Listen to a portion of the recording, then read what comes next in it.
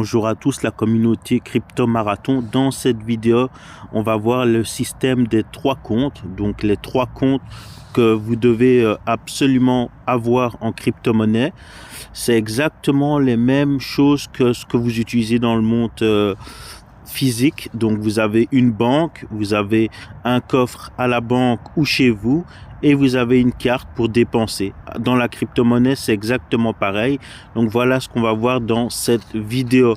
Donc n'hésitez pas à mettre un petit like, à vous abonner, et si vous avez des questions, n'hésitez pas à les poser en commentaire, je répondrai à toutes vos questions. Donc voilà, ici on va tout simplement commencer.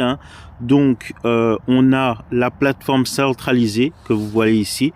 Donc la plateforme centralisée, on a Binance, BingX, OKX, KuCoin, MEX, on a plusieurs plateformes, et toutes ces plateformes sont des passerelles en fait qui vous permettent de convertir vos euros en crypto et vos cryptos en euros. Et donc les plateformes centralisées, donc c'est exactement comme une banque mais dans le monde de la crypto-monnaie.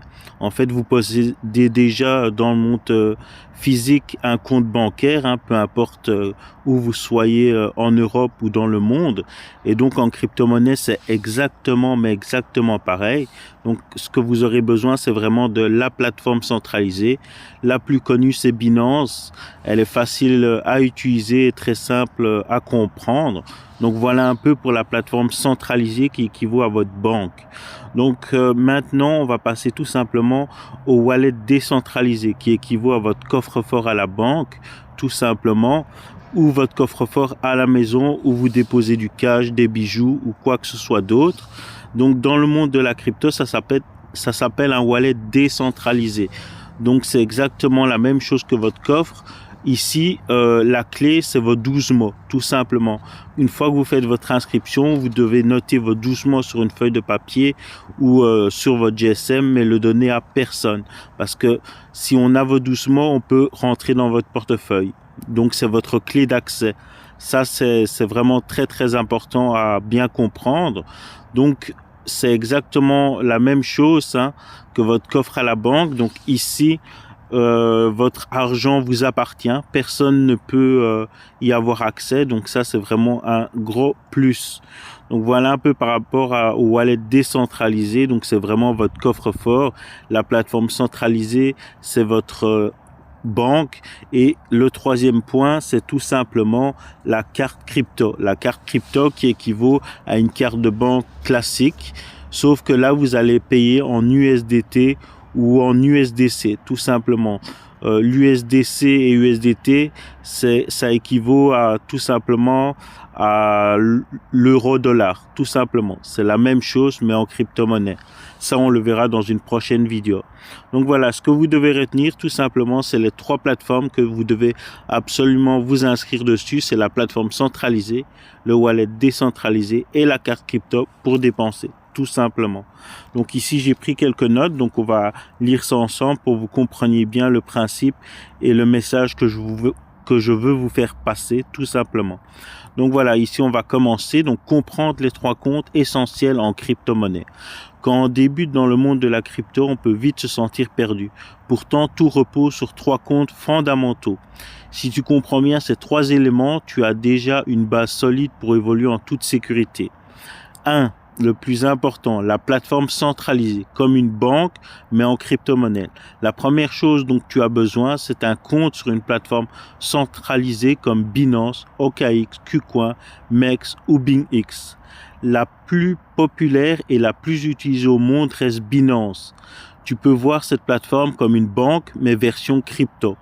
À quoi ça sert? Acheter des crypto-monnaies, Bitcoin, Ethereum, USDT, USDC et bien d'autres.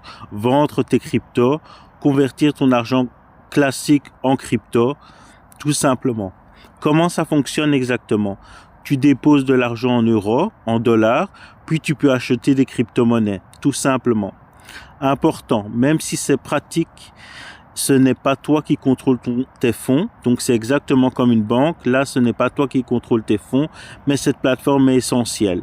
La plateforme garde une partie du contrôle comme une banque traditionnelle, tout simplement. Donc après, nous avons le point 2, donc c'est le wallet décentralisé, ton coffre-fort personnel. Ensuite, il te faut un wallet décentralisé, portefeuille crypto comme Trust Wallet, MetaMask, SafePal ou ton Pocket. Le numéro 1 pour débuter, c'est souvent Trust Wallet. C'est le plus simple à utiliser et très facile à comprendre. Cette fois, imagine un coffre chez toi. Différence avec la plateforme décentralisée. Donc, il y a une différence entre la plateforme décentralisée. Là, tu es le seul propriétaire. Personne ne peut accéder à tes fonds sans ta clé. Ce que tu dois comprendre absolument, tu reçois une phrase secrète de 12 ou 24 mots. Si tu la perds, tu perds ton argent. Si quelqu'un l'a, il peut tout prendre. Donc, très important par rapport à ça. À quoi ça sert exactement? Stocker tes cryptos en sécurité, utiliser des applications décentralisées, la DeFi, les NFT et bien d'autres. Être indépendant des plateformes centralisées. Règle d'or, ne jamais donner ces 12 mots, tout simplement. Et après, nous avons tout simplement le point 3, qui est le point le plus intéressant. C'est là qu'on va commencer à dépenser ces cryptos. Donc, c'est la carte crypto, comme une carte de banque, tout simplement. Enfin, le troisième compte est une carte crypto proposée par des services comme Revolut, Nexo ou Licovia. L'exemple le plus populaire est Licovia. Cette carte fonctionne comme ta carte bancaire classique, tout simplement. À quoi ça sert exactement? Dépenser tes crypto-monnaies dans la vie de tous les jours, payer en magasin ou en ligne, convertir automatiquement tes cryptos en euros au moment du paiement. Exemple simple, tu as des USDT, tu payes avec ta carte. Le système convertit en euros, le commerçant est payé normalement. Donc, tu n'as rien à faire à ce niveau-là. Donc voilà, ici, on va faire un petit résumé simple de ce que tu dois comprendre et sur quoi tu dois te préparer à t'inscrire et à maîtriser ces plateformes. Pour bien démarrer en crypto, tu dois avoir une plateforme centralisée. Donc, comme Binance, OKX, BingX. Dans l'exemple, on va prendre une plateforme centralisée comme Binance, par exemple.